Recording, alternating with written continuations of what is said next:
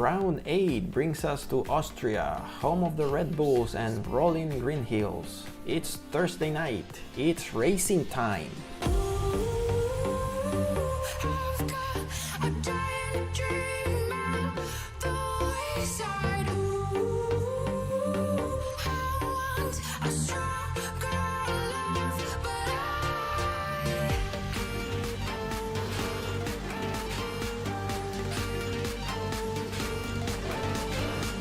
One, two, three, 4, 5 lights, and we're racing in Suzuka.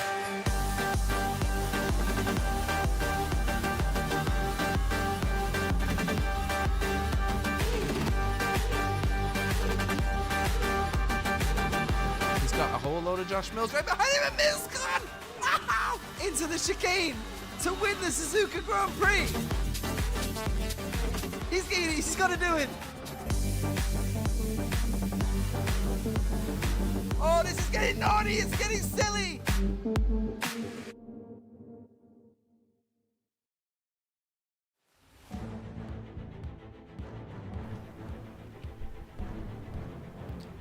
Round 8 from the Red Bull Ring. We are in Spielberg, Austria for the 2025 SimRacingHub Austrian Grand Prix.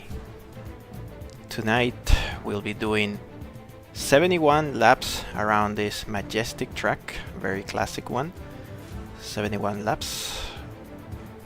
The track is very famous for being simple, 10 turns only, 3 DRS zones, one after the other, so expect some passes. And it's the softest compound once again, C5, C4 and C3. And without further ado, let's move on with the qualifying. It's already 9:16, so qualifying has begun. Let's go over there.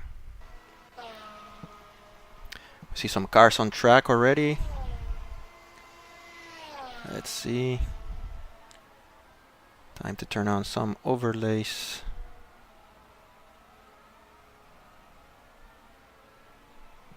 There we go.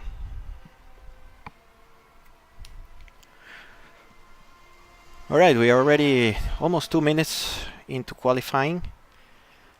We'll see if things changes this year. Last year it was our Janis Riera who took the pole position, as usual.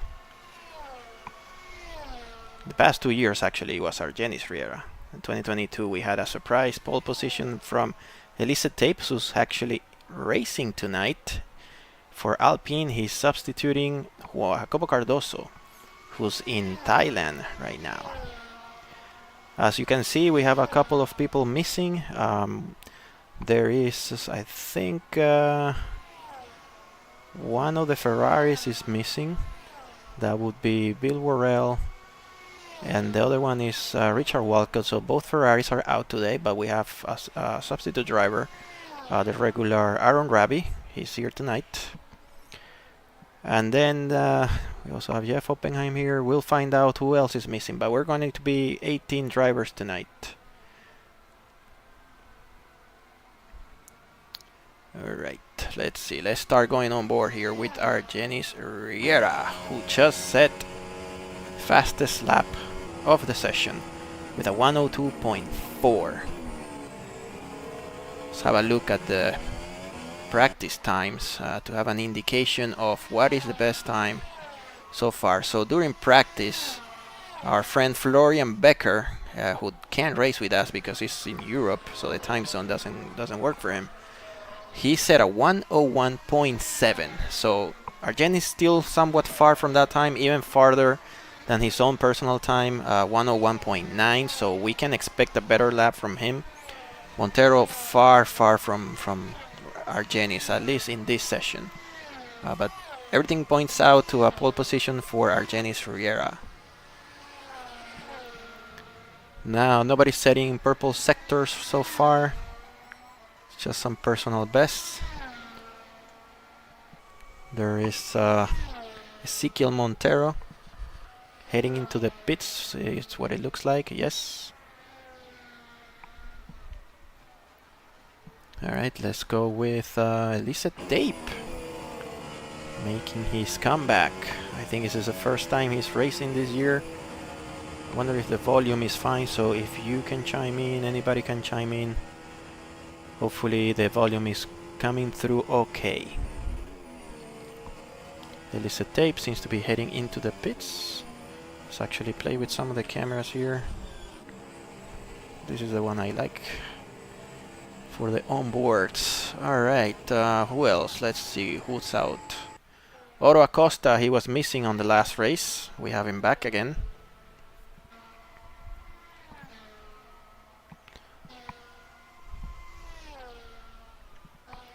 Everybody's going into the pits. It's about midway through the session. That's when normally these drivers, you know, are coming back from their hot laps.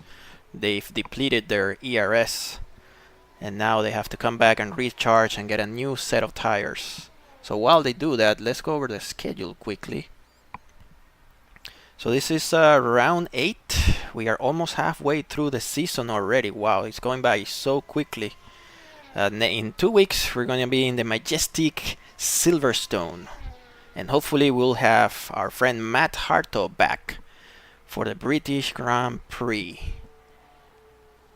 Alright, let's go back to the qualifying. Still, let's go with our Janis Riera. He just set a purple sector 1, improving his time. Once he did a 16.051. Almost 2/10 quicker than his previous fast lap.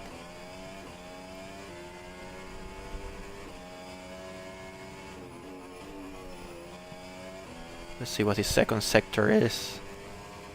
Slower in the second sector. Actually lost some time. 0.006 of a second slower. Let's see what he can do towards the end of the lap. Very difficult section, this one.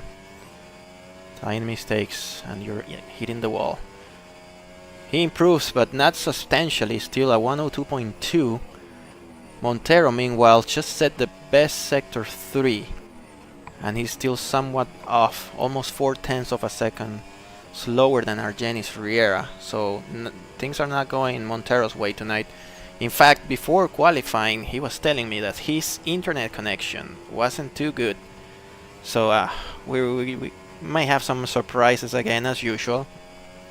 Hopefully it won't happen while he's leading the race, because that would suck again. Elisa Tape, substitute driver, again showing some good performance here. He's in P3 temporarily. Where is our friend Josh Mills? Josh Mills is in 8th place. He's setting personal best times. Let's go on board.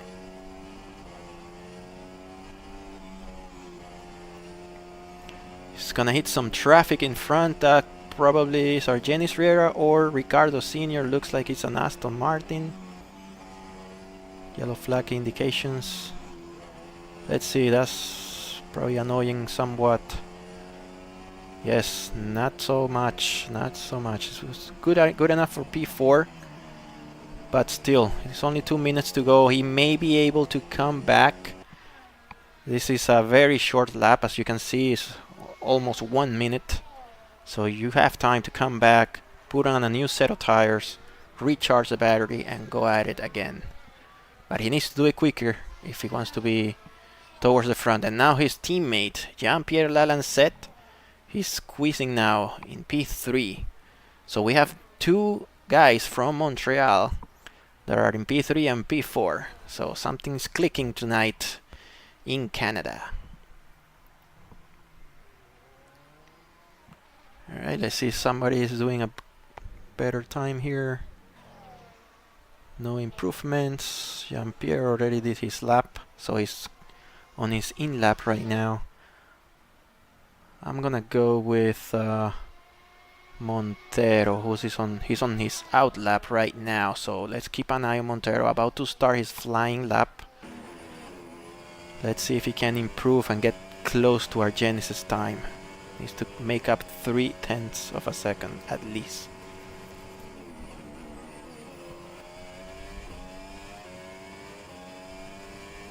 Traffic ahead.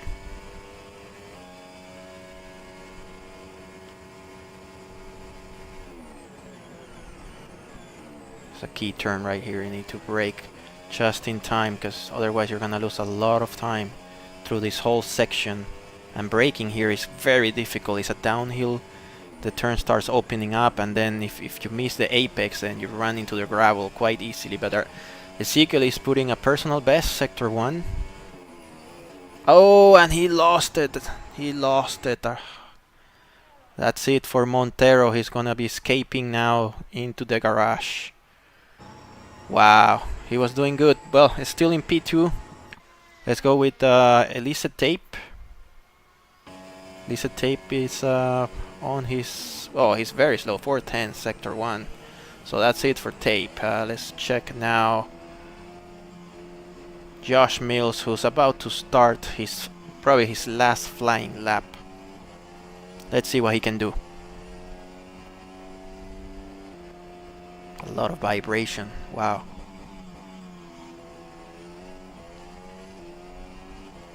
Good entry there.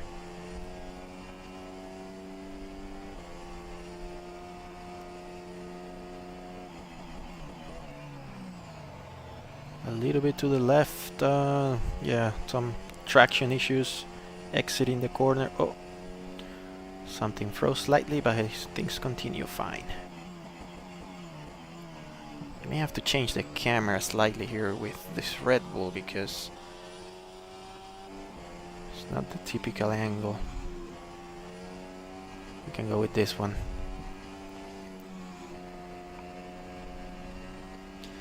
Slow. Josh is slow in sector 1, 4/10 off. Still 4/10 off. He did a personal best sector. Oh, and he lost it. He lost the rear. You see, this track is very treacherous, I guess. He can catch you off guard very easily. I mean, those curbs, if you touch them too much, you just lose it like that. And now he's coming back to the pits without a front wing. So as usual, as it is the case, it's the 3rd time in a row here. Our pole sitter will be Janos Riera. Can actually relax now and come back into the pits earlier. There it is. And we had a surprise move. Darren Fisher. Darren Fisher was able to squeeze into the top 3, displacing Elisa Tape from the podium. But the podium doesn't matter too much here in qualifying. Everything is about turn 1 and 2 on this track. It's very prone to accidents at the start, so hopefully we won't get to see those this time. We have a new face. Looking for him. He's Jas Whitfield. He's replacing Cliff Van de Waard tonight. Let's see how he performs. Aaron Rabi on the Ferrari, coming back into the pits. And then we have Josh Mills. Those are the only 2 cars that are still on track. They're making their way back.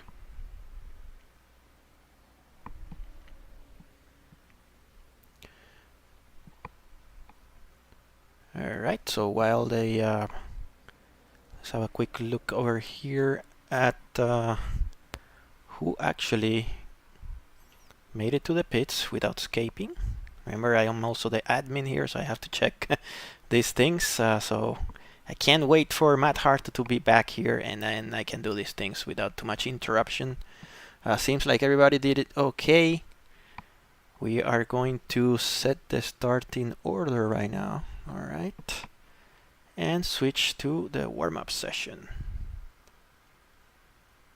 Excellent. So let's go over the results here for qualifying.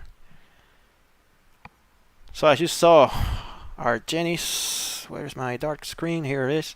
Our Janos Riera in P1 with a 102.2, 3/10 slower than his personal best throughout the practice sessions. And then we have Ezekiel Montero. Actually, this is not showing the name, so let me change this. Let's see. Where is this setting? There we go. Much better. So Janos Riera first, Ezekiel Montero in 2nd place, 3/10 off. Then we had Darren Fisher in 3rd place, Elisa Tape in 4th, Jean-Pierre Lalancette in P5, Aaron Rabi, 1st Ferrari, probably the only Ferrari tonight, He's in P6. Josh Mills, surprisingly P7. The two McLarens, Juan Orrego and Oro Acosta. Juan Orrego is replacing Glyn Cooper tonight, and he'll be racing for him for the next couple of races because Glyn just moved locations and he's not set up yet to race. And rounding up the top 10 is Alejandro Sanabria using my car over there down in the list. Let's move to the next page here. We have the two Saubers, Richard Haney in P11, Sean Higgins in P12. The first Williams of Jas Whitfield, his first race with us. In P14 we have the other Aston Martin. Yes, there is another Aston Martin. This is Ricardo Sr. Steven Broderson, first of the credit card cards, as Matt used to call them. He's in P15. P16 belongs to the captain John Cook. P17 to the Greek Tony Mitsalis. And last tonight is Jeff Oppenheim in the other Racing Bull. So that rounds up the starting grid. Let's go over the current standings while we wait for the counter to hit 0. Alright, so our Jenis Riera leading the championship, 136 points. Montero follows him with 111. And then we have Josh Mills in third place, 96 points. Those three are in a different league. And then we start seeing the more humans here. Jean-Pierre Lalancette in P4, Glyn Cooper in P5, Alejandro Sanabria P6, Richard Walcott P7. He's only been available for 3 races this year. So very busy year for Walcott. It's a shame that we're not seeing him more frequently because he's definitely a top 5 driver at least. Dejan Kovacic, who's missing tonight, he actually had some power failures. So last week it was Jean-Pierre Lalancette who had a power failure just before the race. This time it's Dejan Kovacic. And I'm down there in P9, already dropping almost out of the top 10. Remember, I left the grid after round 4. Got tired of this freaking car, and I'll do better here.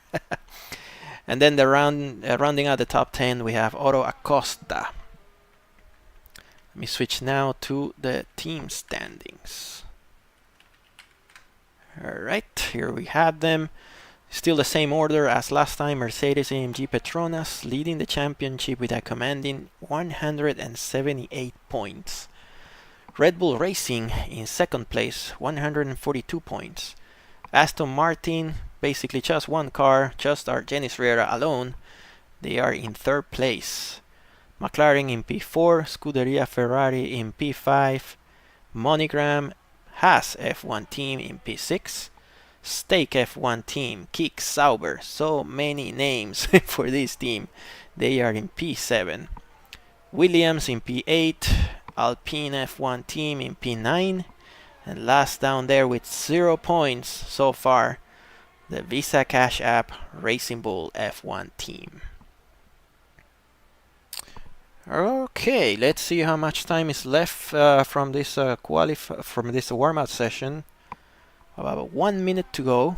It's time to prepare the grid, get everything set up.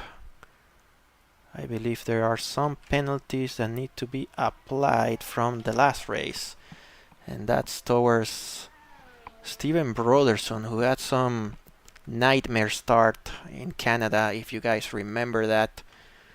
Let's see what was his penalty here. He's gonna have to serve a 9 grid spot penalty, so that puts Broderson at the bottom of the grid. So let me do that quick edit here. 15, 16, 17, and 18. Last on the grid. Alright. Setting the grid. We have about 18 seconds to go before we move to the race session.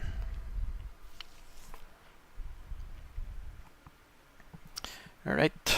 Let me enable the thumbnail because I need to set up for the replays and all of that. Alright.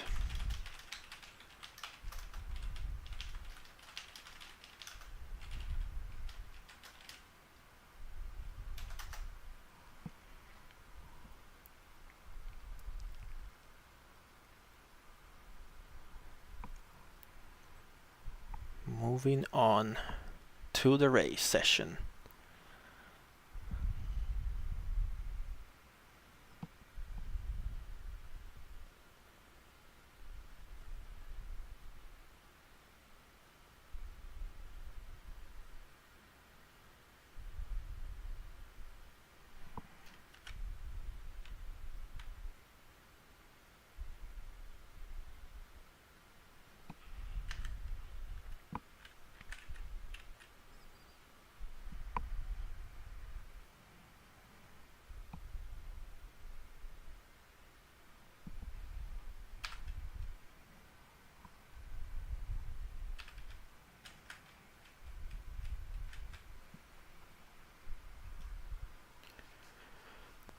Alright, here we are now at the beginning of the race. Let's walk through the starting grid.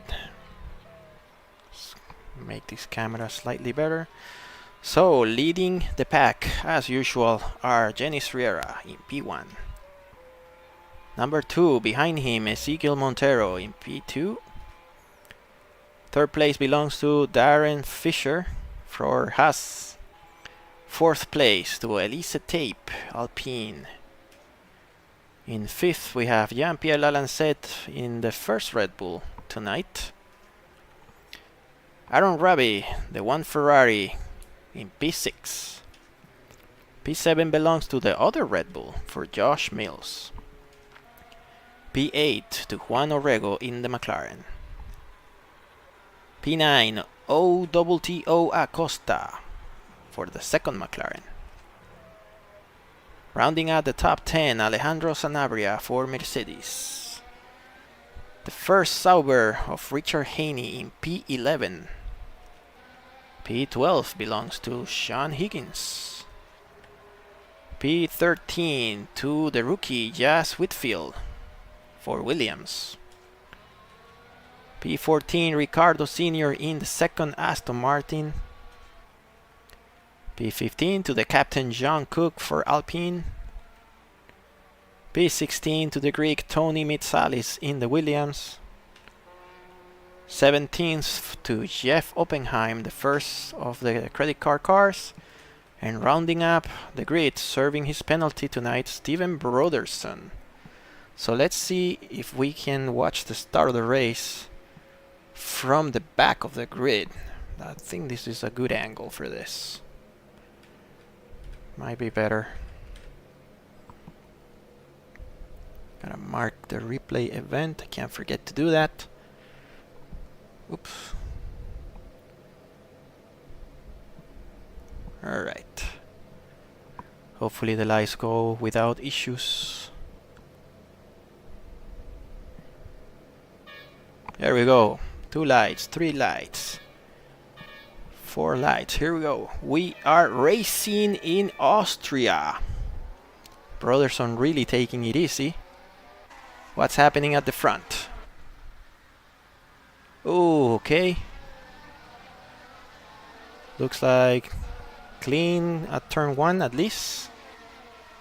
Nothing that I could see. Let's go to the second part where people crash. Diving inside, we had Darren Fisher. Wow, look at that. 4 cars running wide. Oh wow, this is gonna get tricky towards braking point. Arjen is pulling ahead slightly. I don't have the paper with me for the strategy, so let's see if we can keep this by memory. Fastest sector 2 by Elise Tape, who's in second place. So Montero dropped to P4 from the start of the race. And so far everything seems okay. The only one that seems a little bit out of pace here, he actually lost his wing. That is Jean Cook. So we'll jump onto his replay when we have a chance. Right now we have a fight here. Montero now setting purple sector 1.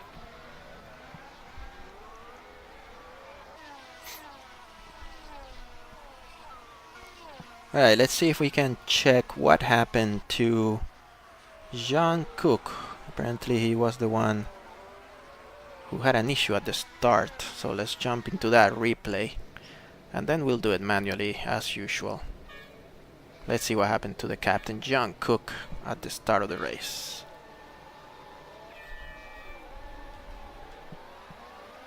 So from the back of the pack,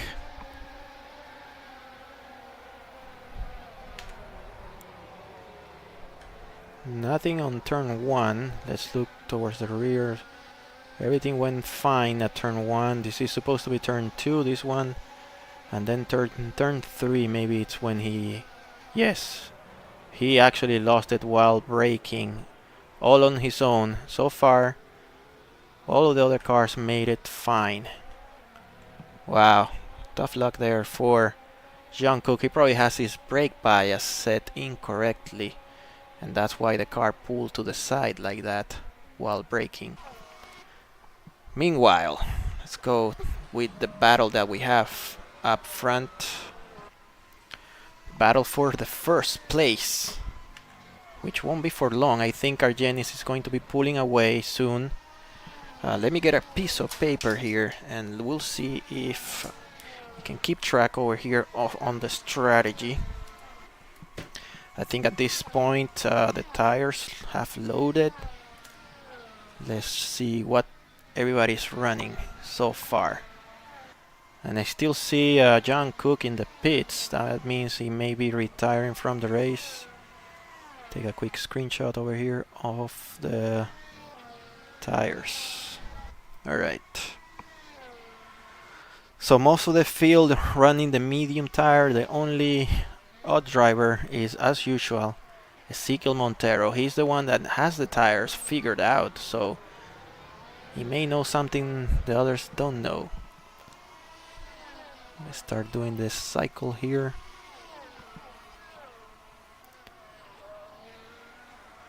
Alright, positions gain. So Acosta dropped 7 places. What happened to Acosta? Dropping so heavily. Maybe we'll have to check his replay. Misalis made 6 places.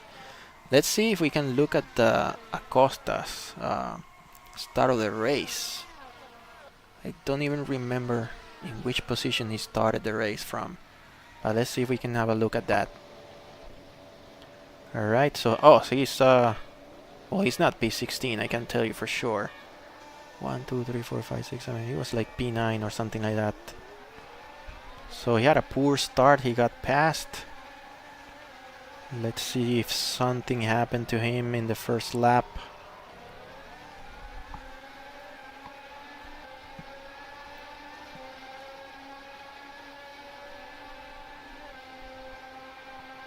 If anybody's watching, please let me know if the volume's still okay. I know, shout out to No Specifics, who's actually in tonight.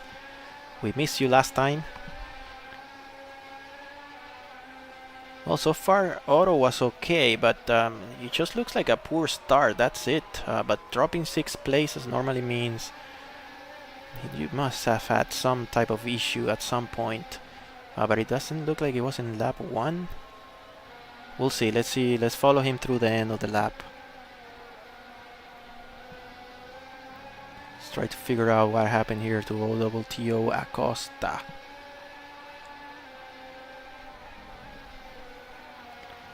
Diving from the inside. Well, no, it doesn't look like he had an issue in lap 1. Maybe let's do some fast forwarding here. There we go. Oh, wow, yes, that explains it. He had some off track here, lost the rear, and then I suspect that was Sean Higgins, because they're both down the field right now. He must be really pissed, I can tell you that. Okay, let's go live again.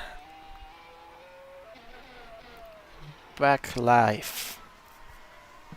Let's see what are the gaps right now going on here. We have the closest battle that we have right now is Josh Mills chasing Elise Tape. So we have a 4-way fight here for 4th place. So no pressure, Elise Tape.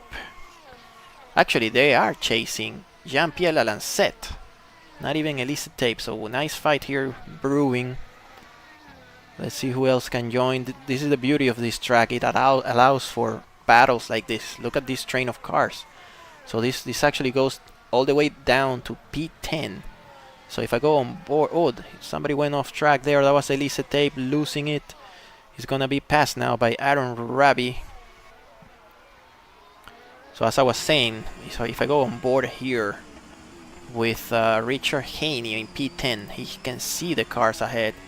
So he has P4 right ahead if he manages to keep up the pace. It's not a simple task, let me tell you that.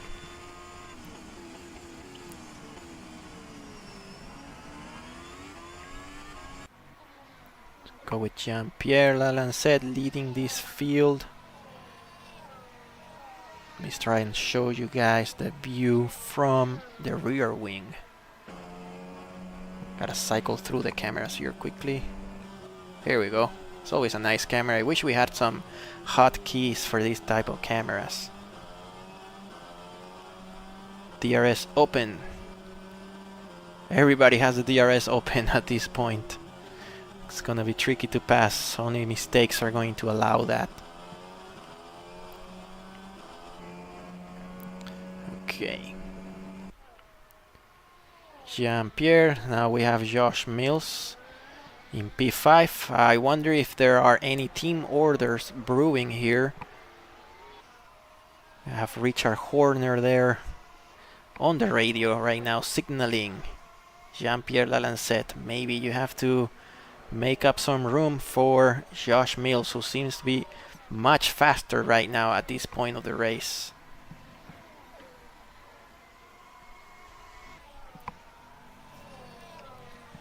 Let's do the one-by-one comparison. Yes, so Josh Mills almost half a second quicker on the last lap. But things are gonna start getting even now because one thing is catching, the other is passing. And I can tell you that passing Jean-Pierre Lalancette is not the easiest task. It might be easier this time because they are teammates, but I can tell you for sure it is not an easy pass. Here we have the second DRS zone. So Riera is already 3 seconds ahead. And then we have Montero in his own land, I guess. And behind him we have this very nice train of cars fighting for the last step of the podium. It could be for anyone tonight. From Darren Fisher all the way down to Richard Haney. They're all very close. There is now a slight gap now between P6 and P7. So Alejandro Sanabria not having his best of nights here. He's in P7 struggling. He's now making small train of cars behind him, but already 3 seconds behind his fellow Argentinian Aaron Rabi in P6. Again, Aaron is showing he has really great potential here. Last race he did a great finishing. I believe he was in the top 5 if I remember correctly. So yes, he definitely has potential. In fact, he's going to be pushing here Josh Mills. So let's have a look at this one. Maybe Aaron can pull a pass and complicate things for the Red Bull team. By the way, they are in their home race right now. This is the land of the Red Bulls. Let's have a quick look over here. The previous winners, last 5 winners. We have a yellow flag sector 2. Let's see if we can see someone dropping down the order. Juan Orrego. What happened to you, my friend? So, went off track. Collision with someone. Juan Orrego chasing Elise Tape. Oh, wow, that was a touch by Elise Tape. No, my friend, no. You are substituting tonight. You gotta race clean. I'm sure that's gonna be reported to the stewards. Well, Juan Orrego probably going to be diving into the pits for a brand new front wing. And that's the case. Coming in the pits, let's see what tires he puts on. He has the mediums right now. Both of them, Orrego and Tape, are in the pits. Alright, Tape is out. Tape put them hard tires. Tape, hard tires on lap 11. And what about Orrego? Orrego still fixing that car. He probably has some extensive damage on that suspension. Well, he seems to be still with the mediums. Orrego with the mediums on lap 11. Alright. Let's go up front. Argenis Riera, nobody chasing him. 5 seconds clear of Ezequiel Montero, who's probably praying his connection doesn't give up tonight. And while we were looking at Montero, oh, we have a McLaren smoking. The two Red Bulls are having a fight right now. Josh is in third place. Let's see if he can pull away from Jean-Pierre.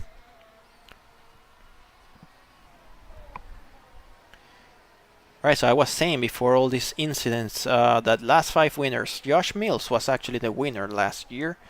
2023, Argenis Riera. In 2022, it was Otto Acosta. 2021 to Corey Mackey. And in 2020, it was Ezequiel Montero. Okay, so looks like Josh Mills is starting to pull away from his teammates. So the next one will be Darren Fisher, chasing the Red Bull of Jean-Pierre Lalancette. Well, Sanabria is running the hard compound. That would explain why he's going so slowly. I tried doing a one-stopper here before and it's very difficult to do. You have to take care of the tires so much. It's not easy. It's better to push them and maybe do 3 stops. We'll find out what these guys can do tonight. They are running the softest compounds, so that plays a factor here. Bit of a wobble there from Lalancette.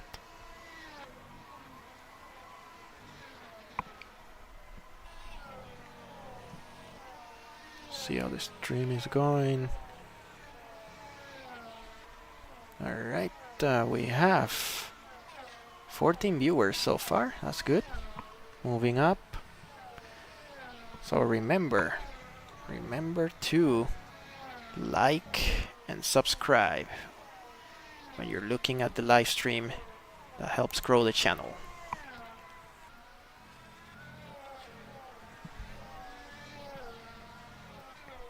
Alright, let's see. What's the closest fight that we have? Looks like this is it. The fight for P4 between Darren Fisher and Jean-Pierre Lalancette. Trying to bounce back from that disappointing issue in Montreal 2 weeks ago, where he was just ready to go and then a power failure hit Montreal or his area. He had the power restored around lap 20, so there was no way for him to return on time.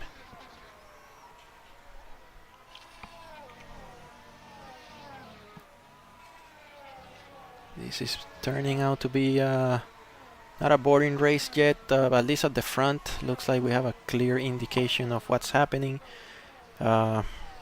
Even though Montero was running the soft compound, he's been unable to keep up the pace with Riera. Riera has the fastest lap of the race so far, 106.7. So a few drivers only in the 106. The top 5 are actually in the 106. But that was just the fastest lap. Right now they're lapping mostly in the 107s and 108s. Definitely not looking strong tonight, Ezequiel Montero. Let's see what happens when he switches the compounds.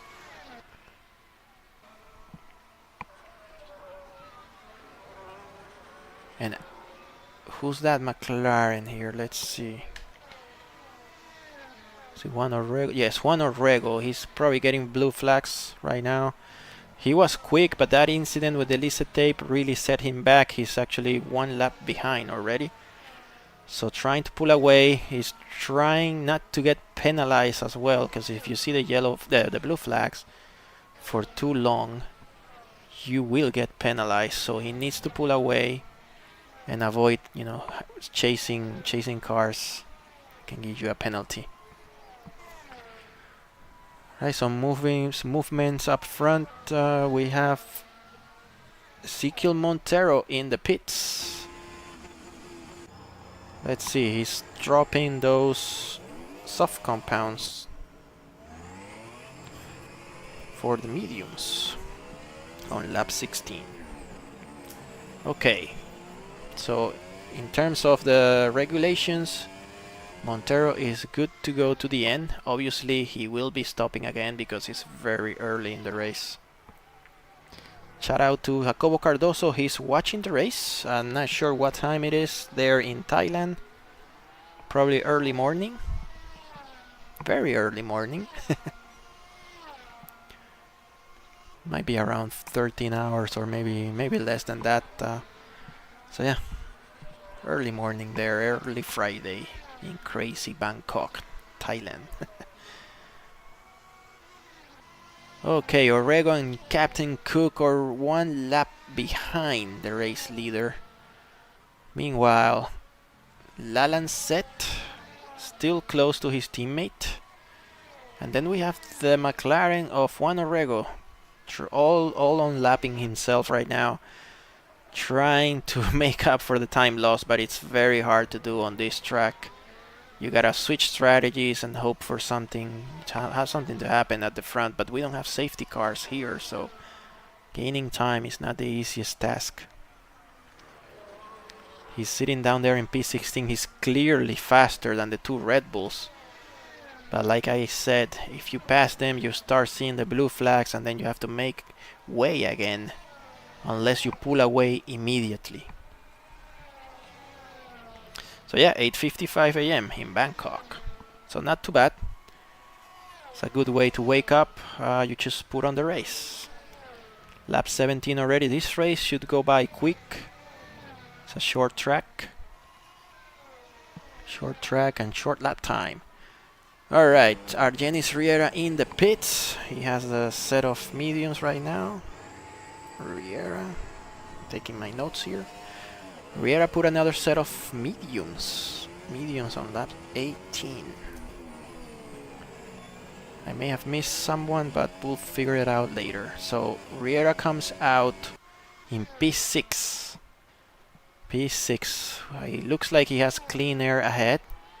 That's ideal. What's Montero's situation right now? He has a medium set of tires as well. Clean air ahead. If he has clean air ahead, we gotta keep an eye on the lap times. Yes, looks like he has decent room to make some time with the new tires. But now Riera also has a new set of mediums, so he might be going with like a medium soft type of strategy. Although they seem to be pitting early, 18 laps. He will probably go all the way to in the 40s. 42, something like that. Fastest sector 2 right now to Ezequiel Montero, starting to push those tires. He will probably set the fastest lap of the race. Let's see. It is the fastest lap of the race with a 1:06.4. Darren Fisher in the pits, starting to drop down the order. He's coming out with the mediums. Fisher, mediums on lap 19. I did see someone else, Tony Mitsalis, seems to be fixing his car. So Montero set the fastest lap time. Where is Argenis Riera? Argenis not setting purple sectors yet.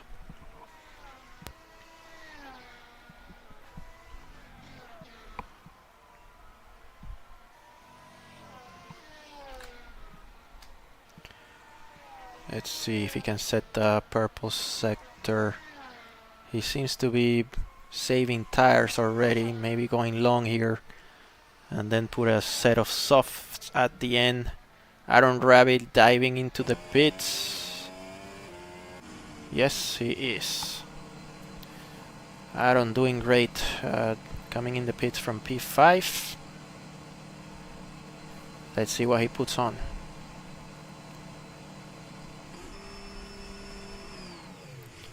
Somebody pitting up front. We'll find out soon. So the hard tires for Aaron Rabbit, lap 20. That might have been Josh Mills. Let's see where he's coming. Yes, it looks like he pitted lap 20 for mediums. Alright. Everybody seems to be pitting right now. Tires are giving away.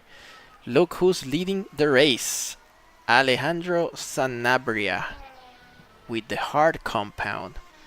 It won't be for long because he has Argenis 2 seconds behind and catching very quickly here. We'll see. He's trying a very different strategy. He may be aiming at lap 30 if I speculate. Don't recall if the C3 is capable of doing 30 laps around this one. Sector 3 is very demanding on the tires here. But he's going. Look at Argenis already 1.2 seconds, so he will be catching Sanabria towards the end of this lap. He's not even putting purple sectors here, so Sanabria going quite slow. As soon as he gets into the pits, he will drop possibly out of the top 10. Maybe it's gonna land top in the 8th place or something like that, 8th or 9th. But I don't expect Sanabria to be pitting soon, so let's see. Let's go on board here with Argenis Riera. He's going to be catching Sanabria towards the end of the lap, and then he's going to have DRS to make the pass, and it should be a piece of cake. Elise Tape has retired from the race. Suppose that damage from that collision with Juan Orrego was too much to handle, so not the best of returns here for Elise Tape. Okay, here we go. Time for the DRS. DRS active. He will probably be now towards the downhill. Yes, he's already on his gearbox. This should be a piece of cake pass to Argenis Riera. And there he goes. Retaking the lead of the race, Argenis Riera. Now he will be pulling away as if nothing happened. So the gap to the leaders, we have Montero. He's 5 seconds behind Argenis Riera. Still doable, but he definitely needs to make up some time. Sanabria didn't do too much of a defensive there to try to get some time off Argenis Riera, so that was a quick pass. It's all going to come down to the hands of Ezequiel Montero and Argenis Riera. So gap is now 3.7. I see the gap fluctuates here substantially, 4.6, 4.7, so seems to be under 5 for now. Let's see, what do we have here? We have Brotherson 7/10 behind. Yes, Whitfield. Brotherson needs to be trading with care tonight after that incident the last race.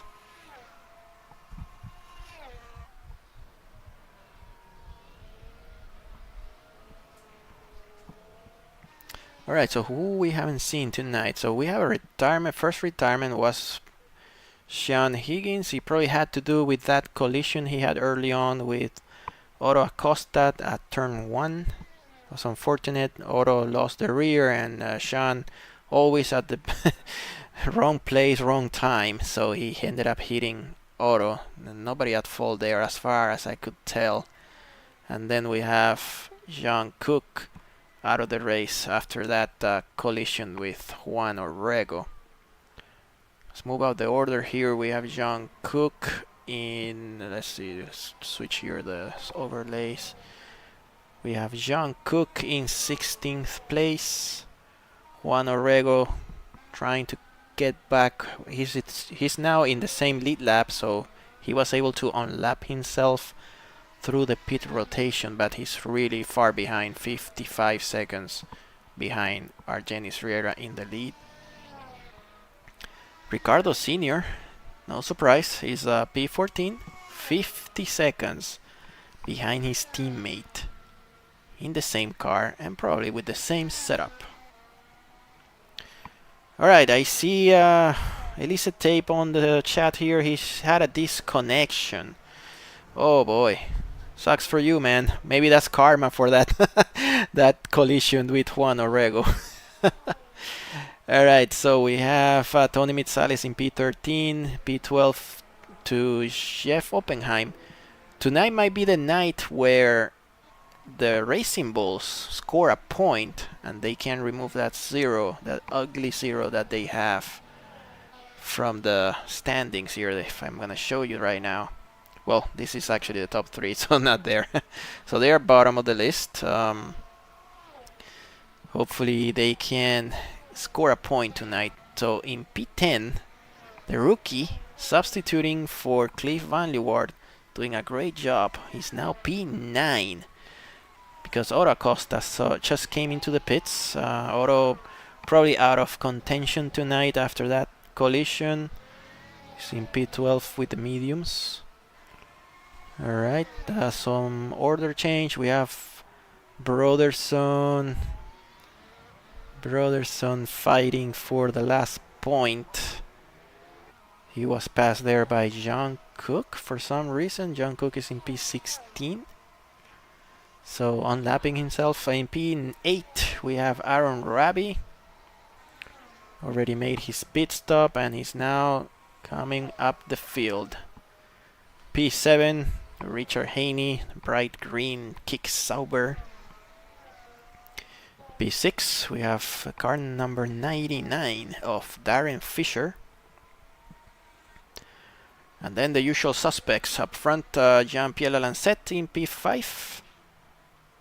I don't think we recorded when he pitted. So if somebody noticed that, you can let me know in the chat.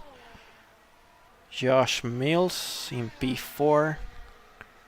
Already behind the gearbox of Alejandro Sanabria. Let's go on board because this will be a pass very soon.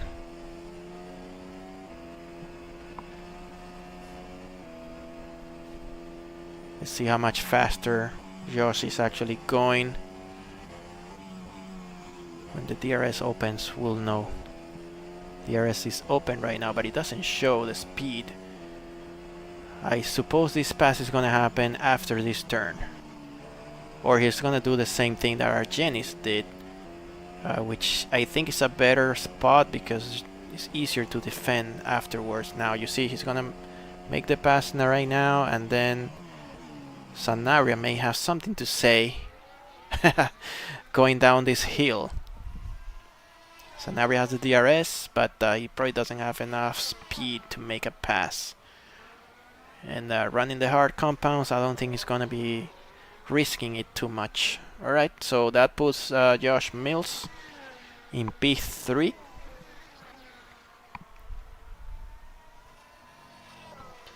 And we have Ezequiel Montero lapping some cars. He's in P2. Not catching Argenis Riera. His last lap time was 106.8. Argenis' last lap was a 106.7. So, oh, this one was much slower from Ezequiel. This last lap was 107.4. So the traffic must have had something to do with that. And up front, our regular Argenis Riera cruising right now. Comfortable 5 seconds ahead. He's gonna be facing some traffic though. I see some people sending messages here in the Discord channel. Apologizing already, Elisa Tape. Yes, that's what you should do. Apologize, and then yeah, you get the instant karma. That's why you got the disconnection. Alright, let's see. We have a fight here for P7. Aaron Rabi chasing the veteran driver Richard Haney in the Kick Sauber. 57. I wonder if that has to do with the year he was born. He can let us know when he watches the race. It's probably from 1957. That's his car number. Aaron looking very racy. Let's see. Let's go on board.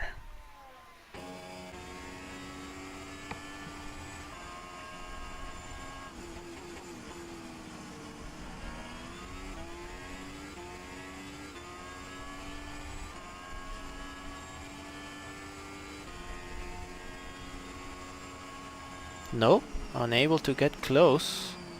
But this is the part where I will make a pass on this section of the track, just because the next turns are much easier to defend than a DRS straight. Nope, not close enough. So this might be a fight that we see for a little while here. 3/10 behind. Let's see what's the current speed. It's hard to tell because when they're on the straights, it just shows the DRS. It doesn't show the actual speed. But you know what I can do? I can enable the telemetry here, and then that means one of the two cars is going to be diving into the pits as soon as I do that. All right, 311 I think I saw.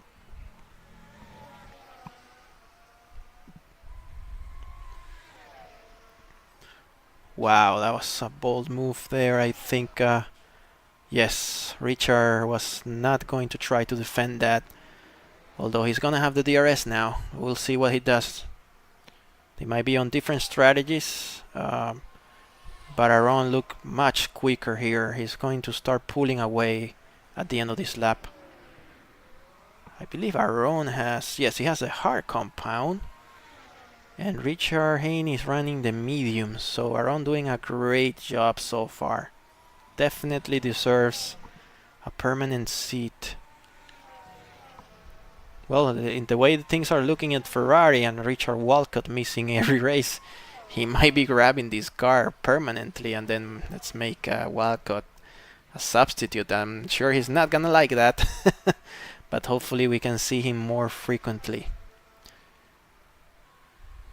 Okay, still close. Richard Haney not losing too much ground. Let's look at the last lap times here. A second slower. Richard Haney in the Sauber, 1 full second slower. Almost a full second.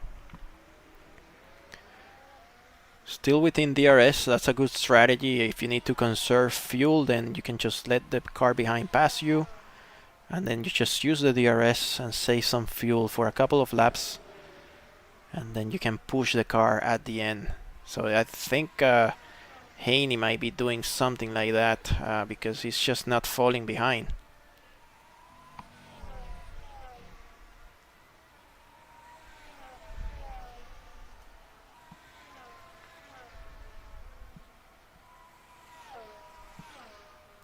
This seems to be the closest battle that we have. Up front, Ezekiel still 4 seconds behind Argenis Riera. We'll see what happens in the next pit rotation. But so far the fight is for this one, P6. Temporarily, because now Aaron Rabi was able to pull some gap here. He's now broken the DRS from Richard Haney. So Haney's gonna start feeling the pain here of not having the DRS. So in this lap he will be probably falling, 2 seconds behind around that.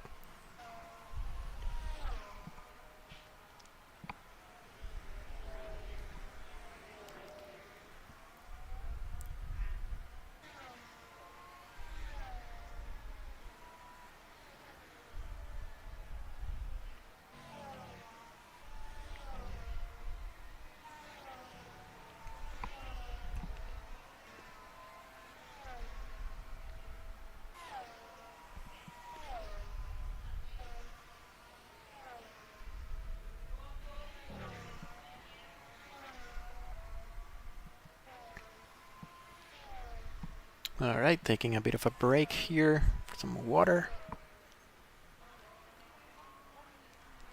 No close fights already. So Argenis Riera has managed to lap all the way up to his teammate Ricardo Sr. So only the top 10 is within the lead lap so far. So the next victim here will be Tony Mitsalis, but still some time to go. It's 48 seconds behind the lead.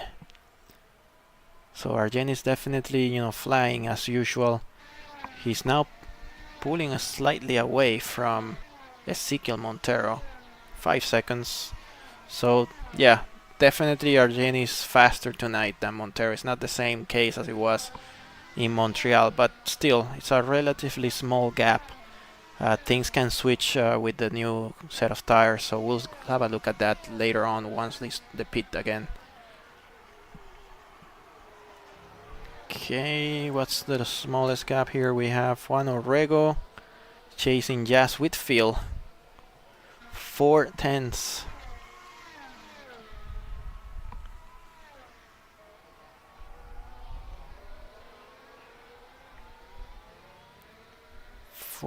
So Juan Orrego trying to catch the field here. He's already a lap down. Too bad for him, he was doing so good. But that collision with Elise Tape, that really threw him off.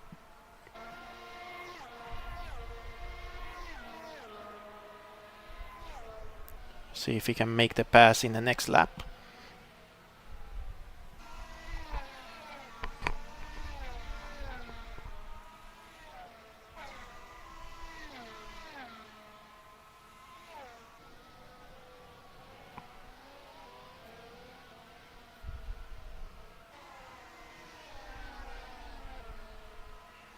Not sure what he means when he shows the DNF in red and the DNF in white. I think it may have to do with retiring from the pits. That could be it.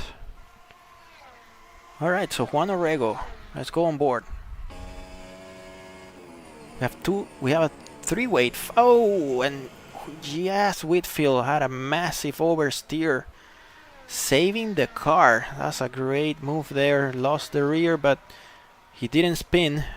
Definitely lost the position against Juan Orrego, but kept the car on track. That's a great move there. Great hands.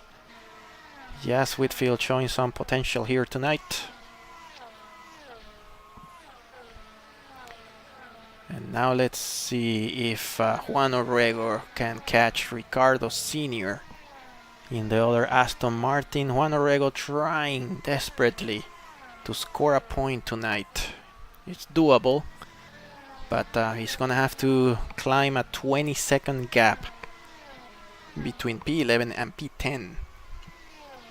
Right now, Tony Mitsalis 50 seconds behind the leader. The last car in the same lead lap. So yes, Ricardo Sr. and Juan Orrego, they have a tough task ahead if they want to score a point. There's Orrego showing the car, showing the inside there to Ricardo Sr.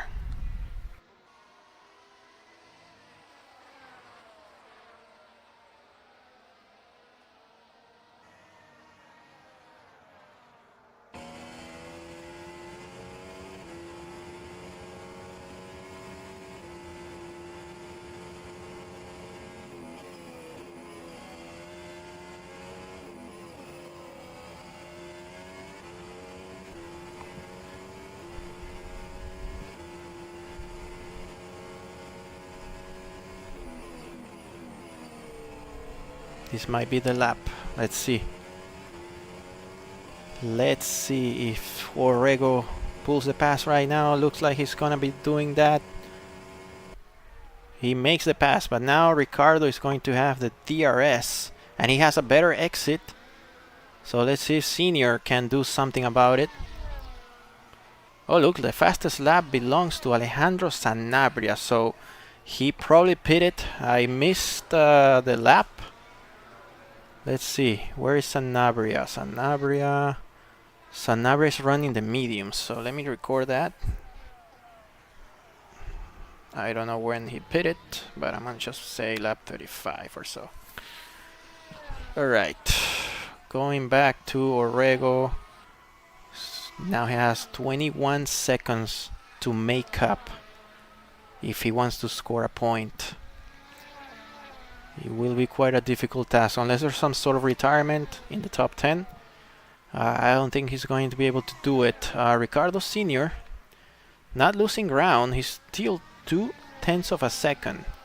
Now 0.4 of a second behind. And now there's a Racing Bull catching this small pack here. Now we have a three-way fight for P11. So things are getting interesting towards the middle of the field. Josh Mills up front making a pass. I saw a small gap, but it may have been some timing issue. Alright, so battle for 11th here. Less than a second between these three cars, around 1 second actually.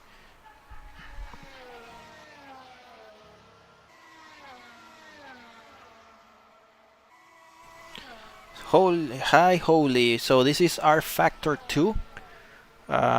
It's quite cheap on Steam. I don't even know, it might be free at this point since it's so old. So check it out, very realistic. He may not have the most up-to-date graphics, but for sure one of the best tire models out there, and then force feedback. So real drivers actually love this sim because it's very realistic. So check it out, it's on Steam, R Factor 2.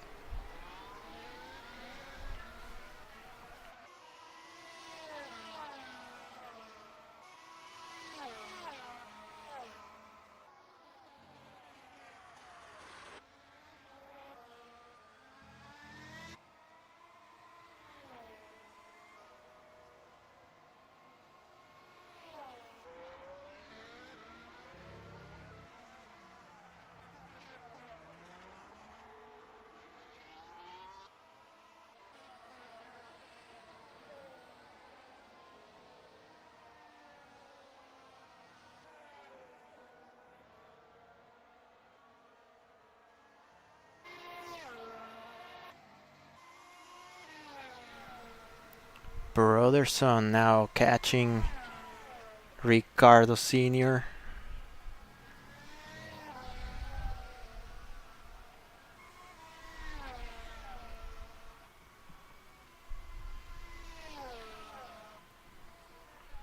Let's see how long this is gonna last. Brotherson trying to get the first point for the Racing Bulls. For a second it looked like one of the two was going to be able to get that point, but now it looks like it's a much difficult task. He made the pass, Brotherson, so one more place to cover, and that would put the first point for the Racing Bulls. Not in their home race per se, but they are part of the Red Bulls. So yes, this is like, let's say it's the second home race for them. Their home race is supposed to be in Italy, but yes. Let's not forget they were Toro Rosso, and then this team is originally Minardi, going back into the early 2000s. The Minardi team.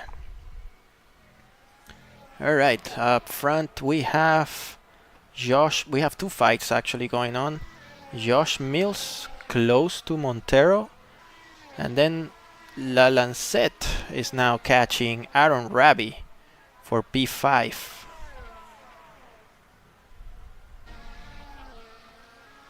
Two seconds faster that lap from La Lancette, and he's now with the soft tires. So he pitted. That can explain the lap times. I think I'm gonna give up on the strategies here because I missed the pit stop. Josh Mills just set the fastest lap of the race, 105.6. Definitely flying right now, Josh Mills. 1 second behind Ezequiel Montero, so Wonder if Ezekiel will be pitting soon, now that he sees how quickly Josh is catching him. We are lap 42 of 71, already covered half the distance. This is where strategies are starting to play a role. Let's look at the tires for 1 second here.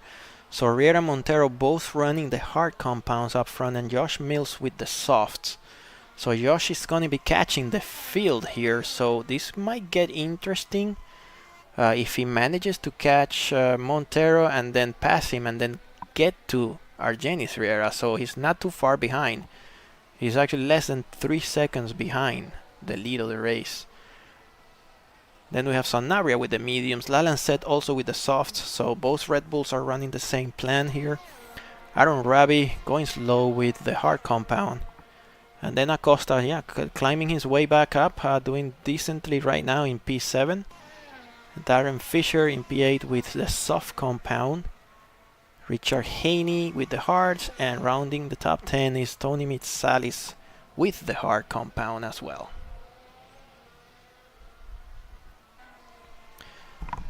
Okay, this fight's still going on. I think Josh is going to make the pass this lap. Okay, almost there. But the traffic is playing a role here. Who's that? Steven Broderson. Is that Racing Bull? Oh, wow, that was a brave move on the inside. Nearly colliding there. You can tell Ezekiel is not so happy about that maneuver. Trying desperately here to hold off Josh Mills. This is going to be a very difficult task. Just for the simple fact that you have the DRS. You have 3 DRS zones on this short track. So keeping a car behind is not simple here. Use the first zone here in the main straight. Let's see if he dives into turn 1. It's not the best place to pass here. He should set up for the third DRS zone downhill.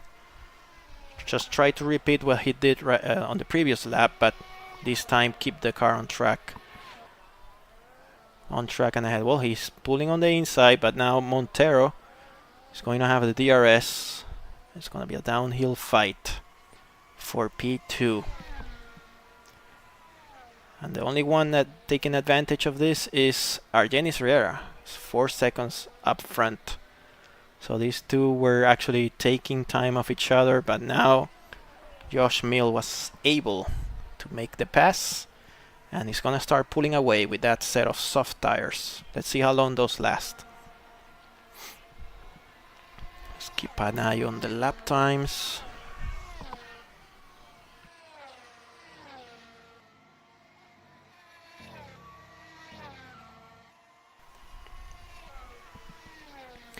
.105.4. That time from Josh Mills. His last lap was a 105.9.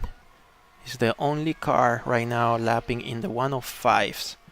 So he will be catching Argenis Riera quite soon.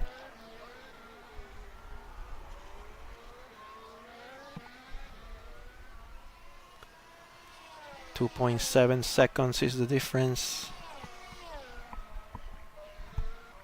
And now Montero was able to stick behind Josh Mills, so Montero now dropping, even though he has the hard compounds and it's worn. I mean, he pitted on lap 16, so this set of tires is probably, you know, reaching the end of life right now. So the question is he going to put another set of hard compounds and make it all the way to the end, or will the mediums last to the end of the race? I guess we'll find out next time he pits.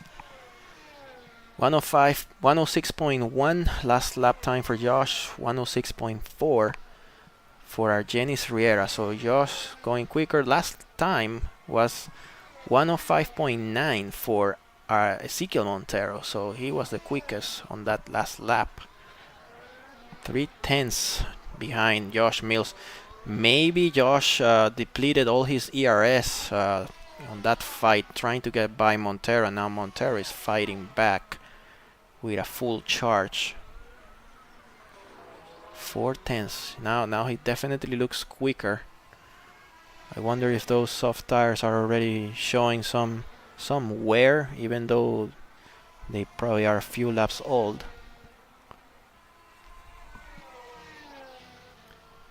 We have another fight here at the midfield. Oro Acosta catching Darren Fisher. 0.5 of a second. And another one down there. Jeff Oppenheim trying to pass Ricardo Sr. So 0.3 of a second here for Jeff. Oof, going very wide there. Careful with these curves. They can really destroy your race if you hit them too hard. Meanwhile, up front, we see Ezequiel Montero still chasing Josh. I don't believe Ezequiel is going to be trying to make a pass here. I think he may be just saving fuel, saving tires, you know, going the long run here. Ezequiel is quite strategic with these type of things, so it's a good opportunity he has right now to save some tires and save some fuel.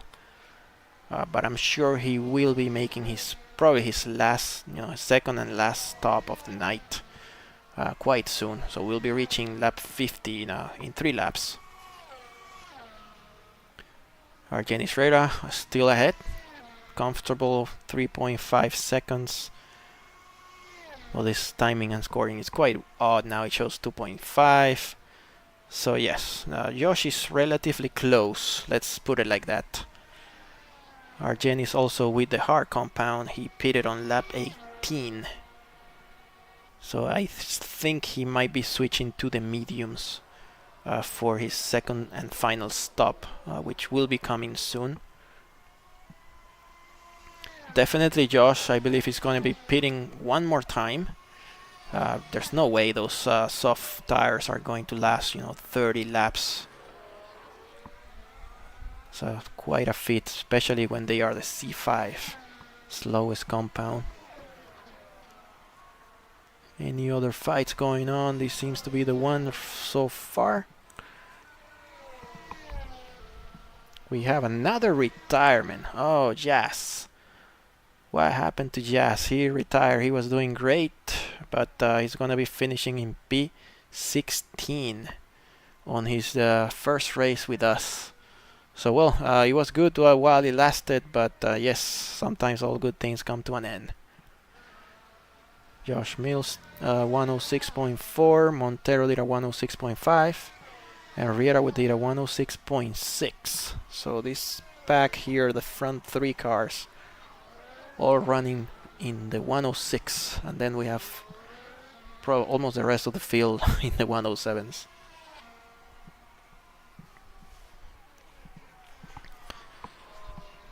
Gap still remains the same, 3 seconds more or less.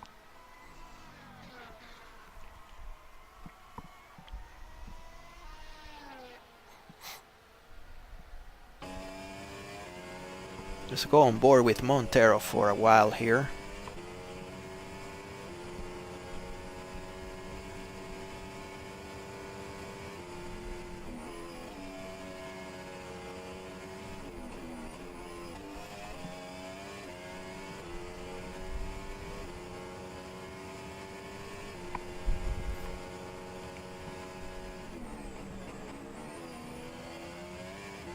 Yeah, he's not making too much ground, but he's not losing the DRS. So I can tell you this is some strategy from Montero, just to save fuel and tires. Otherwise he would have dropped like a rock after that pass. So you see how close he gets now. But I don't know if he's gonna try to pass him, so that would be pointless. But Montero, look at that, Montero making the pass again. So yeah, scratch that about saving tires and fuel. He was probably recharging his ERS and getting it ready for a full-on attack. And now we'll see if Montero can break out of the DRS of that 1 second gap, which is very hard to do on this track, by the way. But he's there. He's 1.3, 1.4. What happened to Josh? What happened to Josh? Oh, Josh is diving into the pits. That explains it.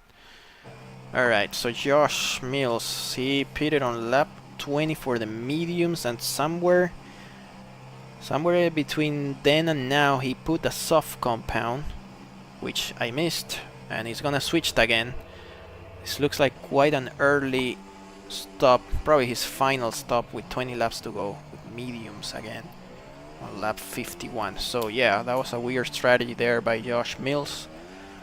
He tried, but looks like he cooked those tires very quickly. And that puts an end to that fight for second place. So we'll keep an eye up front. I expect any of these two cars, Janos Riera or Ezequiel Montero, to be making their second and final stop of the night.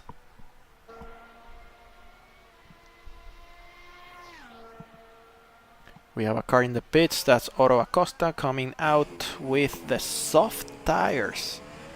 He will have to cover 20 laps with the softs.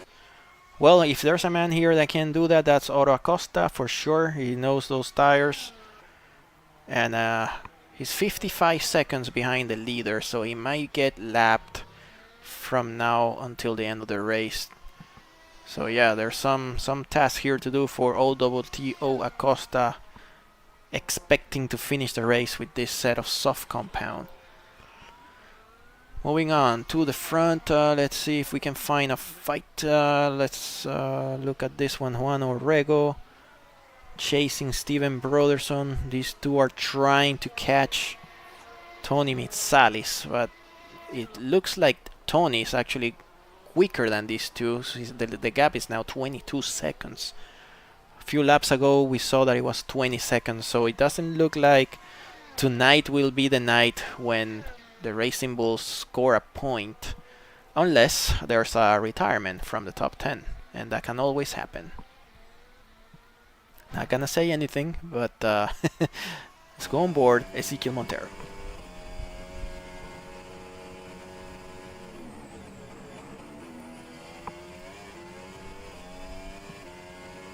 .106.6 last lap from Montero. Our Janos Riera did a 106.8. So it's still close, but the last stint is going to be deciding this race. And these two seem to be running a similar strategy. Montero started with the mediums, Riera also started with the mediums. I remember, no, I think Montero started with the softs. So yeah, different strategies. But they might be putting the same tires at the end. I wonder if Montero is going to put the softs towards the end of the race, and then our Janos started with the medium, so our Janos needs to switch compounds, either the soft or the hard, and I suspect it's going to be the soft. So we might be having a fight at the end with soft compounds, you know, full throttle here, with about what 15, 16 laps to go, something like that. So yeah, this is gonna get interesting. Fastest lap of the race, Josh Mills, 104.6. First car breaking into the 104, so the new set of mediums showing some performance for Josh Mills. Alright, so let's see if I can run a quick poll here on the chat. Let's see, start a poll. Who will win this race? And the options are Riera and Montero.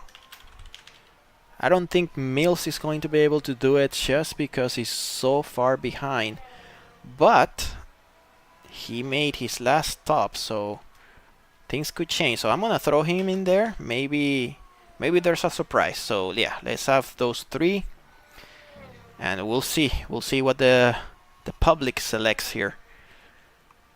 I don't know yet. I think it's gonna be between the front two, Janos Riera or Ezequiel Montero, depending on who puts the best lap times with the soft compound.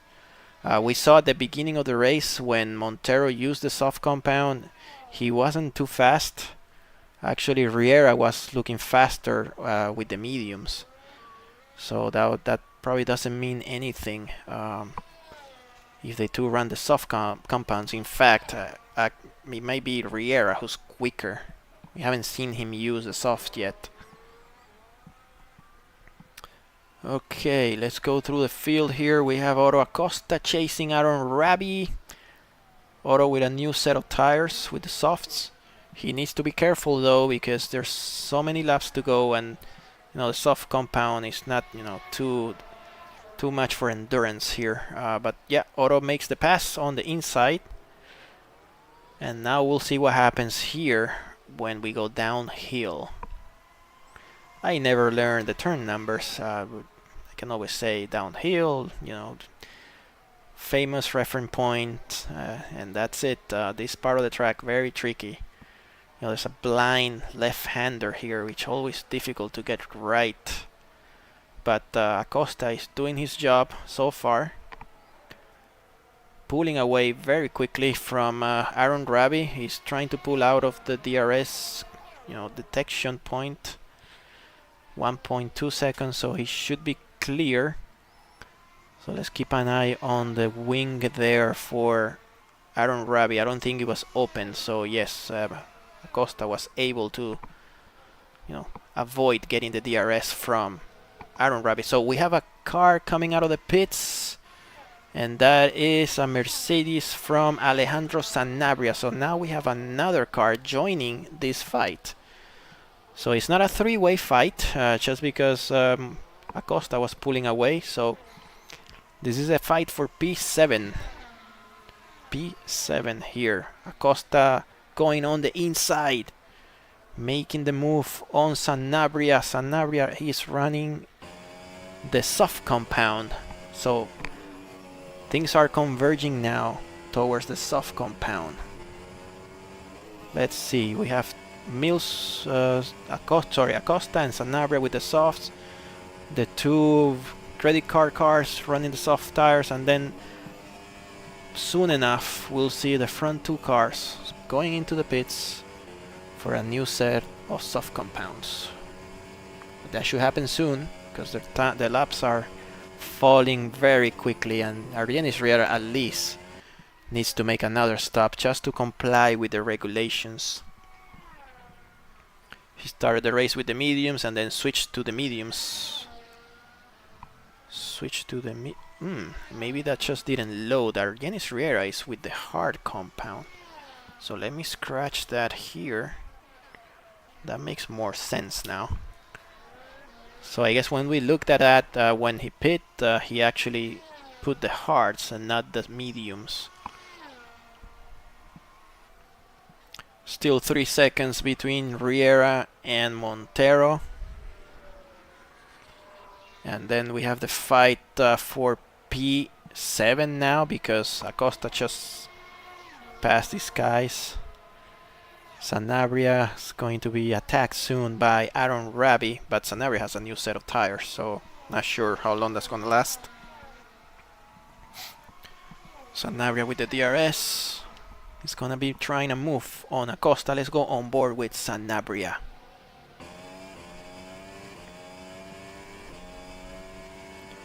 There's a car dropping down the field. Oh, we have an off track here by Richard Haney. Oh, wow, what happened? He lost the brakes, maybe? Something odd happened here. He just continued straight. Oh, wow. Well, that's unusual. That looks like some type of hardware failure, maybe the steering wheel or the pedals. It definitely looks like some type of failure. He's still on track, by the way. He's not retired yet, but definitely throwing the yellow flag at turn 1. It looks like Richard Haney might be retiring soon after this incident. It's quite odd here. It looks like he lost some type of control. Couldn't brake on time. Maybe the game froze. Ah, there he goes. He retired. Too bad, man. Too bad, Richard Haney. And you know what that means? That means the Aston Martin from Ricardo Sr. might be able to get a point tonight. And it also opens the door to the Racing Bulls for a point. So we had the retirement from the top 10 thanks to Richard Haney. But we'll see what happens. There's some laps to go, 11 laps to go, and still up front. No change. These two cars, I wonder if they're just going all the way to the end. Wow, that's quite a strategy here. Where they both pitted before lap 20, put a set of hard tires, and that's good enough for the rest of the race. And it appears to be so because there's only 11 laps to go. 10 laps as soon as Riera crosses the start-finish line on this lap. Wow, that's quite a twist here. Did not see that one coming. So if that's the case, that means the potential winner will be our Janis Riera. Alright, let's go with Aaron Rabi having his fight here with the lap car of... Is it the lap car or is that our Janis? Oh, that's Ricardo Sr. So Aaron was lapping Ricardo right there.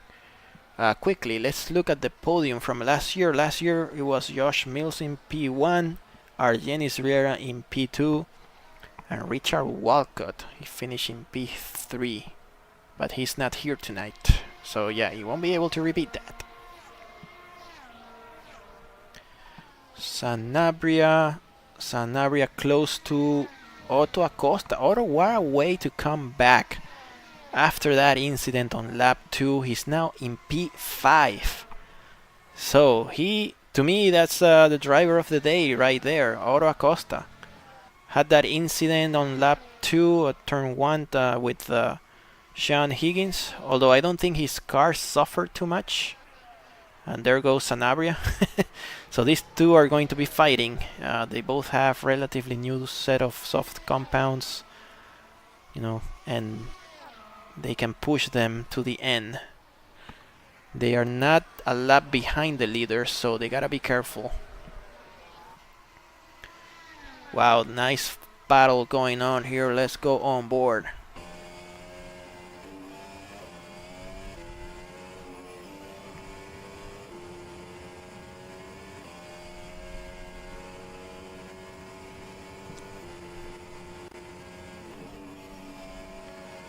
Yes, I just saw the report. Richard Haney saying his game crashed.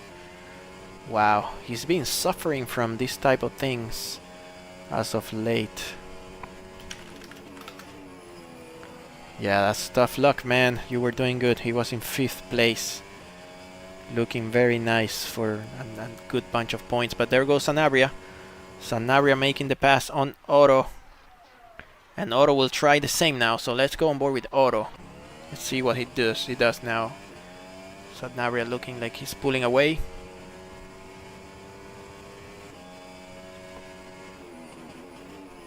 Yeah, falling behind slightly. Let's see if Otto can keep up with Sanabria and remain within the DRS detection. So the things remain the same up front. Nobody has pitted, and I don't expect that to be the case now with only 7 laps to go.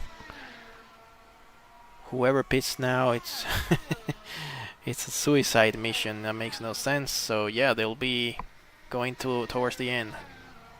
Never saw that one coming so early with the hard compounds. I was hoping for a nice 3-way fight at the end between Riera, Montero, and Mills, but that's probably not going to be the case.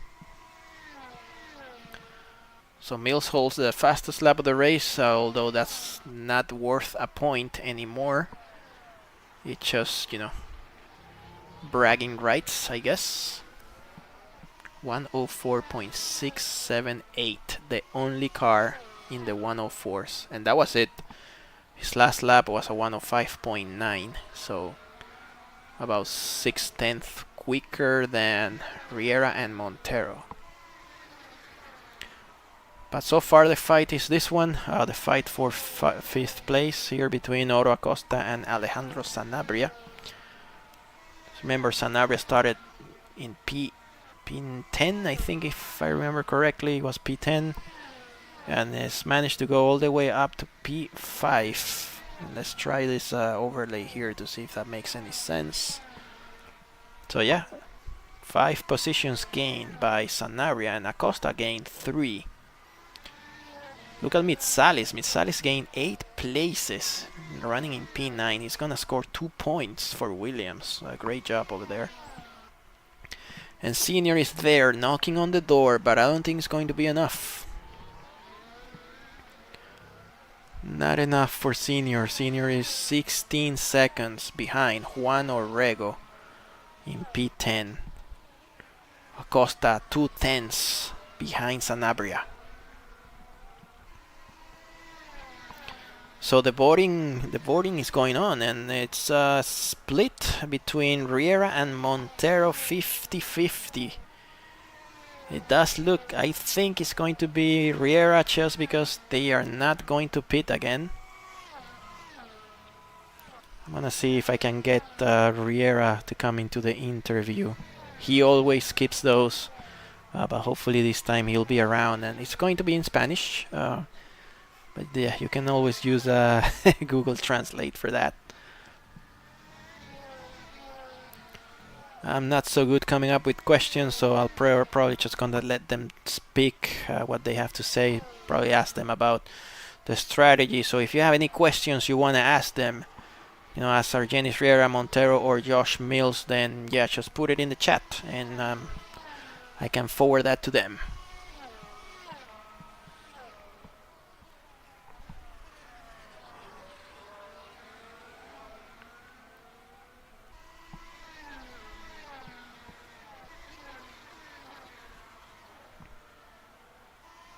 Apparently Darren Fisher is catching this little fight here for P5. Yes, this could be a 3-way fight, but I don't think they're gonna have enough laps to do anything. So Fisher is definitely catching these two guys. Joining now is, he has a DRS open, so yes, it's gonna get interesting. He might pull a pass on Acosta, who I think is lower than Sanabria at this point. For sure, you can see the gap. But now look at Fisher coming on the outside. Yes, that was a very easy pass. So Acosta at one point was in P5, and then I had to say he was doing great and he was the driver of the day. And now he's dropping. He's now in P7. And I think that might be his finishing position, just because Aaron Rabi is 8 seconds behind. There's no way, unless Acosta has an issue, that he's going to be able to catch him. Meanwhile, ahead, things remain the same. The same boring race. Argenis Riera lapping his teammate for the 2nd time. So that's gonna put Ricardo Senior 2 laps down right now. There he goes. Alright, let's look at the timing sheet to see if there's a slight battle going on. The same one we had before between Fisher and Acosta, but Fisher just blew out of the radar here. Wonder if Fisher might be able to catch Sanabria before the end of the race. He has 3 laps to do it. But the way things are going, let's see. Fisher did a 105.7, while Sanabria did a 106.2. So 5/10 quicker on the last lap. He may be able to do it. It's only 1.2 seconds behind Sanabria, so if he does another lap like that, he's gonna be within the DRS zone with 2 laps to go, and I'm sure it will be some type of dive bomb just to gain that P5.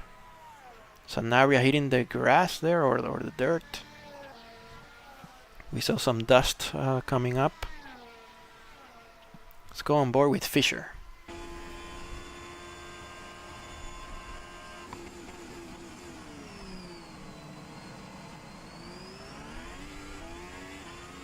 That is a good question. So yes, I will ask that.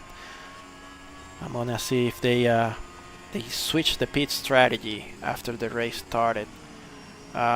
From my experience, I think that was the plan for them. Even though they started on different compounds, but as soon as they put the hard tires, it looks like they were planning to go all the way to the end. But I will definitely ask them.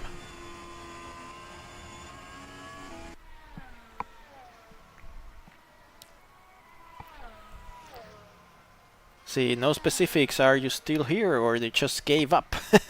You gave up on Josh very early. 10 seconds behind. He looked promising at some point, but I think he destroyed the softs too quickly. But still, it's a podium finish. That's probably the highest you can achieve when you have two aliens here, like Argenis Riera and Ezequiel Montero. So it's lap 70. Oh, that was close. Darren Fisher almost ran into the back of Alejandro Sanabria. This is lap 70. Lap 70, and these two are fighting it here for P5.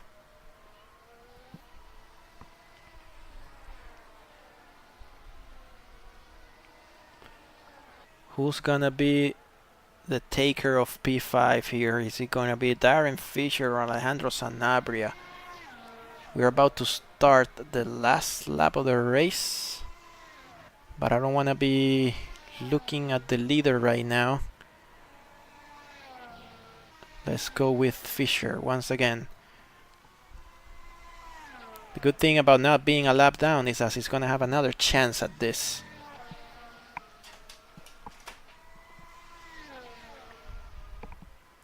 DRS open.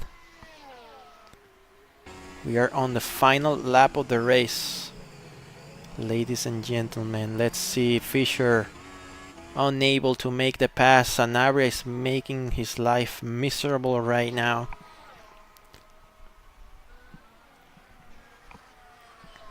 It will not be easy now that the two have worn soft tires. Remember, they pitted a while back, and those tires don't last for too long at that rate. I guess they're pushing them from the beginning.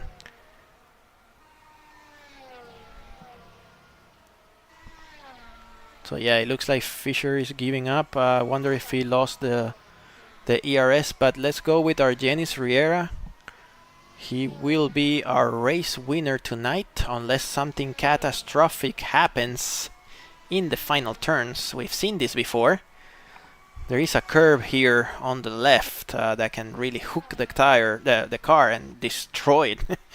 But it doesn't look that's gonna be the case. So we have race winner, the usual, Argenis Riera.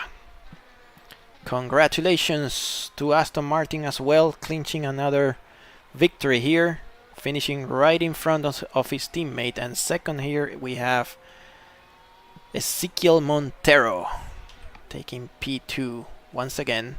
So these two are trading positions every race. Moving down the field, let's go back with Fisher. They still have some distance to cover. Let's see if Fisher can pull the magic trick out of the hat, but I don't think that's going to be doable. He only has a couple of turns, and nope. Sanabria is able to keep it on track. So that's it for this fight. So Josh Mills finishing P3. Jean-Pierre Lalancette in P4. So great result for the Red Bull team, 3 and 4. Sanabria also scoring some points for Mercedes in P5, and then Fisher in P6 for Haas. The only Haas tonight because Dejan Kovacic had a power failure before the race. And then we have OTTO Acosta in P7 for McLaren. The Ferrari of Aaron Rabi in P8. A great race for him, even though he finished a lap down from what I can tell here. They're all coming back to the pits. Tony meets Salis, flying into the pits, finishing 9th place, scoring some points for Williams.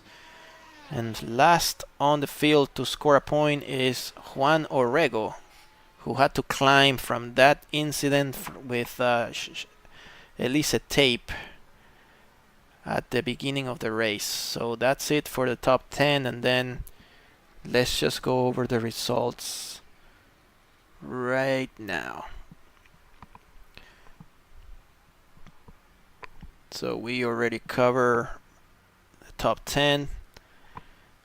Let's look at the bottom half. Ricardo Sr. in P11.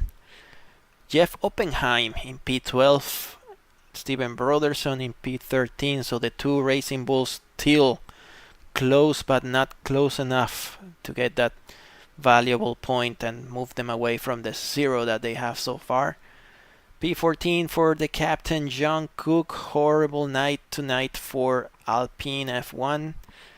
P15 for Richard Haney, who was running in 5th position before his game crashed not so long ago, I guess. I think he crashed about 10 laps ago, more or less. So that's a bummer for him. It's the last of the retirements of the night.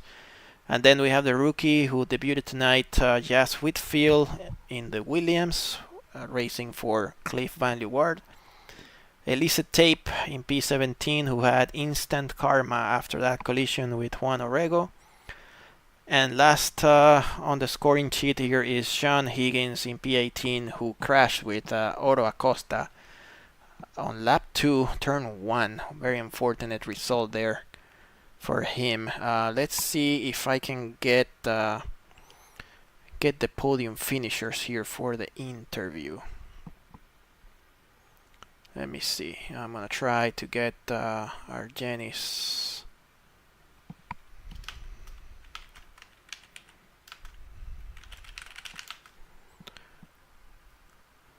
We haven't heard the background music. Let's put it on while we wait for the drivers to join.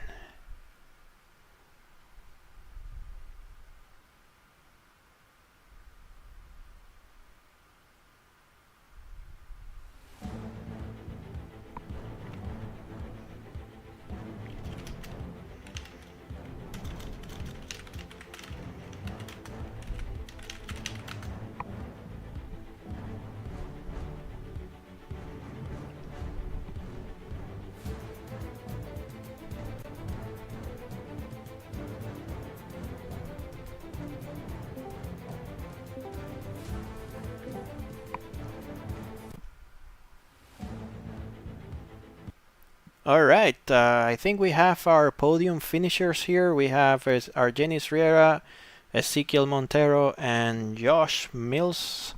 Hopefully the audio will work and we'll get to hear what they have to say. So I'll do it in Spanish for the first two guys, and then you can always translate using Google Translate. Argenis, con felicitaciones por tu victoria. ¿Qué tal estuvo tu estrategia? Vimos que paraste bastante temprano y pusiste los duros y parece que fue suficiente. Y no te puedo escuchar. Si alguien más habla, can somebody else say something to see if the audio is working? Josh is working. Ezequiel works, so Argenis has some audio issues. There he is, I think. Argenis?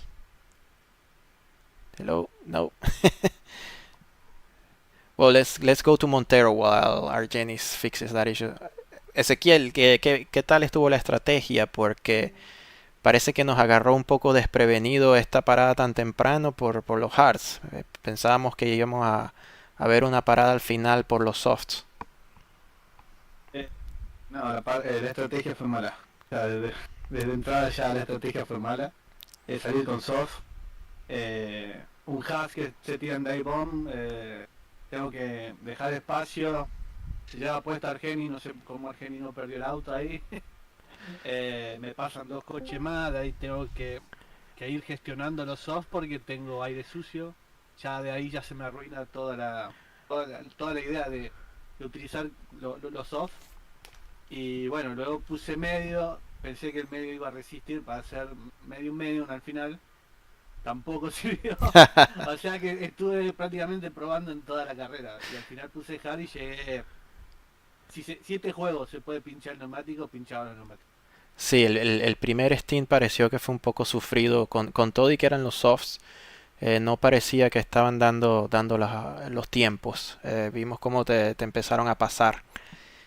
Parece que ahí fue donde se te fue la carrera en el primer stint. Sí, sí, ahí ya desde el comienzo ya partí mal. Pues qué mala suerte. Argenis ya para ver si se funciona. No, no. Sospecho que Argenis se está escondiendo. Okay, let's go to Josh Mills. I think Argenis just doesn't want to say anything, but he's here. There we go, there we go. Ajá, ahora sí. A ver, Argenis, cuéntanos de tu carrera. ¿Hiciste algún cambio de estrategia en vivo o fue todo planificado? Sí, la idea era ir con soft medios, pero al final me fui por los medios que tenían un poquito más de ritmo hacia el final del Steam y después haciendo lo que él hiciera así, porque tenía que poner los soft como para 30 vueltas y que va. Así que cuando Ezequiel puso los hard que estaba segundo, ahí mismo le copié la parada. Sí, vimos que paraste en la vuelta 18. Pensábamos que íbamos a ver una parada al final, por lo menos para unos softs. ¿Qué porcentaje de neumático te quedaba al final? Uy, creo que 66, 67 por ahí. O Pero sea es que que todavía alcanzaba para muchísima carrera. sí, lo que pasa es que ahí el neumático se pone medio resbaloso. Por ahí, por debajo de 60 es medio peligroso. Sí. No sé con este nivel de combustible, pero sí, a mitad con la mitad del combustible sí se ponía medio peligrosín. Incluso más que todo en la última curva, donde el carro rebota un poquito y agarra esa tracción ahí rara. ¿Algún incidente con rezagados, algo notable? Muchísimo. La, la carrera fue un poco aburrida al frente. Pensábamos que iba a haber alguna lucha al final con alguna estrategia, pero sí, no pasó mucho adelante. Y ahí al final en la segunda curva alguno se trompeó ahí delante de mí y bueno, casi termina la carrera ahí. Uy, uy. Por suerte pudo pasar. Casi, casi. Bueno, con felicitaciones. Vamos, let's go now with Josh. Josh, we saw your strategy was very different than the other two guys. So what happened in that middle stint with the soft tire? It looked like it lasted very little. Yeah, soft tire. It was fast, but man, when it wore out, I was much slower than those guys on the hard tire, and it didn't last but 10 laps, I think. Yeah, it was so short that I actually missed when you pitted, and I was recording the stops. I think you pitted on lap 20 for the mediums, and then from there until lap around 51, you put the softs, and we completely missed that part of the race for you. But you were definitely going quick there, expecting again, like I said, we were expecting another stop for the front two guys, but that never happened. Too bad that wasn't the case. Otherwise, I think you would have been in the lead towards the end of the race. Yeah, I was surprised to see the hard tire hold on for that long. Cause I practiced the hard tire, and it felt like it wasn't going to go much further than the medium tire. So I was kind of playing into that strategy, just staying on the mediums and softs, and it was fast, but ultimately I think just qualifying a little too far back tonight. Yes, that was another surprise. Actually, you were beaten by your teammate. Yeah. I lost a lot of time there. So You couldn't put the lap together, or just didn't have the speed. Honestly, I kept messing turn one up. That's classic. I was going uphill on every qualifying lap, making mistakes. That's too bad. But yeah, it was good fun. You had a nice fight for a while with Sanabria, and then also with your teammate Jean-Pierre Lalancet. So yeah, good fights. At least it was entertaining from P3 all the way down to like P8 or so. So yeah, I don't know anything else you want to add or yeah. I can tell you, Argenis said that he had 60% left on the hard compound, so there was some rubber left. Maybe this was possible from the beginning, you know, to an early stop with the hard tires. Yeah. 63. Yeah, 63% left, so plenty of tire, at least a good 20%. On the rear tires, yeah. Right. Yeah, I was wearing my front tires out a lot faster tonight, so. Yeah, that it is what it is, I guess. Well. All right. Well, thank you guys, and congratulations to the podium again. So we'll see you guys in 2 weeks. Like I said, we're going to Silverstone. Let's hope that we have a good weather there, no rain coming, and we have a nice race. So until then, we'll see Matt Harto back in 2 weeks. So long. Bye, guys. Yeah, Good good race. racing. Great. Good night. See ya. All right.